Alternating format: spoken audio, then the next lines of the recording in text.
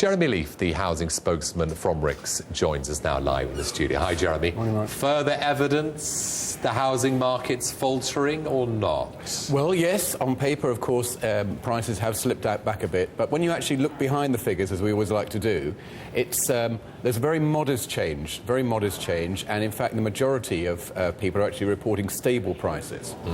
But region by region, you look at 12 regions, all 12 declining prices. So stable but still declining. Oh, very much so. Stable but declining, and declining modestly. But the survey is always about trends. Our survey is about sentiment, and we look forward a little bit and then forward a little bit further than that as well. And what are the forward indicators telling you right now? What are they telling us? We're going to see probably much the same. But actually one of the contributory factors to the slippage in prices has been an increase in listings which are coming onto the market. Now that is starting to slow down a little bit, and demand is holding up relatively well. So our actual forecast is stability or possibly very modest growth. New buyer inquiries falling to the lowest level since January. What would you say is behind that? Well, partly to do with nervousness in the market, partly to do with lack of finance. These are the sort of factors. But don't forget, of course, our survey was showing for the first 6 months of this year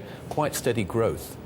Finance you mentioned, I mean mortgage finance, mortgage approvals in July, 48,700, pretty flat on the month, but we're around half of the levels during the peak, aren't we? Very much Does so. the situation with regards to bank lending concern you? I mean, is there any sign that it's going to get better or not? A little sign that it's certainly not getting too much worse, and even maybe a modest change on the upside, because what we're seeing, actually, transaction levels are holding up quite well, even though prices, as we said, are slipping a little bit, which implies, and it's showing to us, that there is some more realism in the market there, that some people are actually looking at value, and people who wanted to buy have now been encouraged because prices have slipped a little bit. What about the spending review? And it's the shadow, isn't it? The big elephant in the room come October. How do you think that might play out when that's announced next month? It's very, very important, of course, to our markets, not just in terms of availability of finance, but availability of supply.